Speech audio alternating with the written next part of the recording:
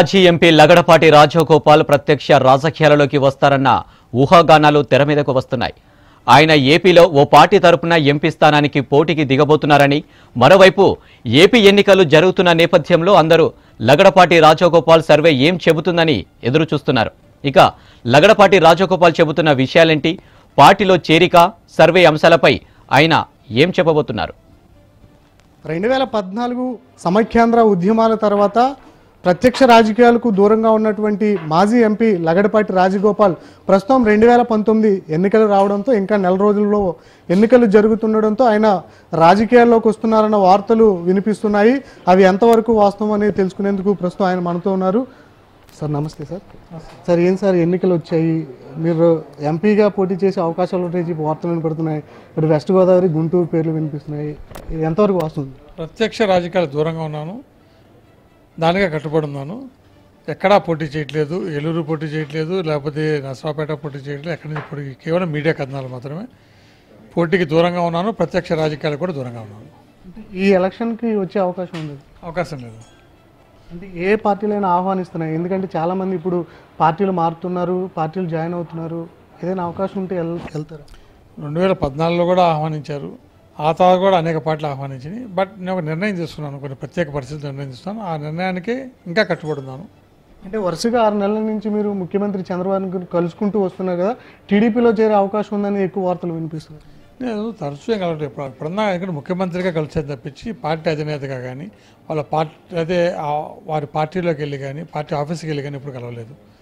Yes, ఒక ముఖ్యమంత్రిగా అలాగే మంత్రులుగా అనేక అంశాల మీద కలుసుకోవచ్చు, కానీ రాజకీయ కోణంలో కానీ రాజకీయ దృక్పథంలో కానీ ఎవరు కలవలేదు. ఎలా చూస్తున్నారు సార్ ఈ ఎలక్షన్ మీరు? ఖచ్చితంగా, ఎందుకంటే ఇవాళ ఇరు పక్షాలే కాదు, 3 పక్షాలు ఉన్నాయి, త్రిముఖ పోటీ ఉంది. కొంత ఇంటెన్స్గానే ఉంటుంది, హోరాహోరీగానే ఉంటుంది. ఎందుకంటే గత ఎన్నికల్లో వచ్చిన ఓటు కానీ ఇవాళ కొత్త కోణం వచ్చినప్పుడు, కొత్త పార్టీ వచ్చినప్పుడు ఏ విధంగా ఓట్ డివైడ్ అవుతుంది, ఏ విధంగా ప్రభావితం చూపిస్తుంది, ఎవరికి మేలు, ఎవరికి చేటు, ఇవన్నీ కూడా రాబో కాలంలో మనకు అర్థమవుతుంది.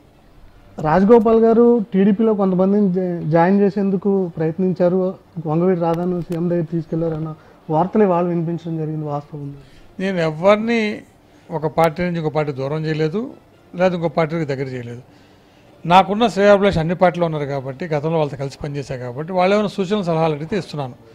వాళ్ళకున్న ఆ పార్టీలో పరిస్థితులు కానీ లేకపోతే నియోజకవర్గ పరిస్థితులు కానీ ఇవన్నీ వారికి ఉన్న ఇబ్బందులు చెప్పినప్పుడు, నన్ను విశ్లేషించి చెప్పన్నప్పుడు నా విశ్లేషణ కానీ నాకున్న బంధం అనుబంధంతో చెప్పుండొచ్చు. ఆ తర్వాత నిర్ణయం వాళ్ళది, నిర్ణయం నాది కాదు. కేవలం విశ్లేషణ, సూచన, సలహాలు మాత్రమే. నేను ఎవరికైనా ఒక వీళ్ళకి వాళ్ళకి చాలామందికి నాకు మాడుతుంటాం, చాలామందితో కలుసుకుంటుంటాం. 5 ఏళ్ల నుంచి అనేక మంది నాతో మాట్లాడారు. సో అందుకని కేవలం నేను ఒక మిత్రుడిగా, ఒక శ్రేయాభిలాషిగా నన్ను అడిగిన వాళ్ళకి నా యొక్క సూచనలు సలహాలు ఇచ్చాను తప్పించి అంతకుమించి నేను నిర్ణయాలు కానీ ఒత్తిళ్ళు కానీ ఎక్కడ చేయలేదు. లగడపాటి సర్వేలు అంటే దేశవ్యాప్తంగా పేరుంది. ఆంధ్రప్రదేశ్లో మరో నెల రోజుల్లో ఎలక్షన్ జరగబోతుంది. ఇప్పుడే ఏమైనా సర్వే చేశారా ఏ పార్టీలకు అనుకో? నేను నెల క్రితం కూడా చెప్పాను, నా మీద కొంతమంది అపవాదు చేస్తున్నారు, నేను ఎన్నికలు ప్రభావితం చేయడానికి ముందస్తు ఫలితాలు చెప్తాను. రేపు రాబోయే ఎన్నికలు 2019లో అటు తెలంగాణ, ఆంధ్ర పార్లమెంట్, అసెంబ్లీ ఫలితాలు ఎన్నికల తర్వాత మాత్రమే చెప్తాను, ముందు మటుకు చెప్పే అవకాశం లేదు. సార్, ఓటర్ల నాడు ఏ విధంగా ఉండబోతుంది అంటున్నారు? ప్రభుత్వ పథకాల విషయంలోనే ప్రజలు మొగ్గు చూపుతారంటారా, లేదంటే పార్టీల నేతలు చేస్తున్నటువంటి ఆరోపణల మీదే మొగ్గు చూపే అవకాశం? అనేక అంశాల మీద ప్రజలు ప్రభావితం అవుతారు. ఒక అంశం అని చెప్పలేమండి, రకరకాలుగా ఉంటాయి. సంక్షేమం ఉంటుంది, అలాగే ఆ అభ్యర్థి యొక్క పనితీరు ఉంటుంది, వాళ్ళ హావభావాలు ఉంటాయి, వాళ్ళ రిసీవింగ్ని బట్టి ఉంటుంది, అలాగే పార్టీలు ఉంటాయి, పార్టీ అధినేత బట్టి, అలాగే రాష్ట్రానికి ఎవరొస్తే మేలని, ఇలా అనేక అంశాలు ఉంటాయి. ఇవన్నీ కూడా ప్రజల మనసులో ఇవాళ ఆలోచనలో నిండిపోయి ఉన్నాయి. సో అందుకని రేపు రాబో రోజుల్లో ఈ ప్రచార కార్యక్రమం ముగిసినాక 11వ తారీఖు ఏప్రిల్ వాళ్ళ నిర్ణయం ఏంటనేది మనం గమనించబోతున్నాం. ఫైనల్గా ఎలక్షన్ ఇంకా నెల రోజులే ఉంది కదా, ఏదైనా పార్టీ ఆహ్వానిస్తే మీరు వెళ్ళడం కానీ చేస్తారా, లేదంటే ఎన్నికలకు దూరం? ఈ ఎన్నికల్లో పోటీ అవకాశమే లేదు. ప్రస్తుతానికి ప్రత్యక్ష రాజకీయాలకు దూరంగా ఉండదలుచుకున్నాను. మొత్తానికి మనం చూస్తున్నాం కదా, ప్రత్యక్ష రాజకీయాలు అయితే తాను దూరంగా ఉన్నానని చెప్పి లగడపాటి రాజగోపాల్ గారు చెప్తున్నారు. ఏవైతే ఎలక్షన్ జరిగిన తర్వాత మాత్రమే తన సర్వే ఉంటుంది, దానికంటే ముందు ఉండదు. వస్తున్నటువంటి అన్నీ కూడా రూమర్లుగానే ఆయన కొట్టుపడేయడం జరుగుతుంది. కెమెరామెన్ సురేంద్రతో గణేష్, ఐ న్యూస్, అమరావతి.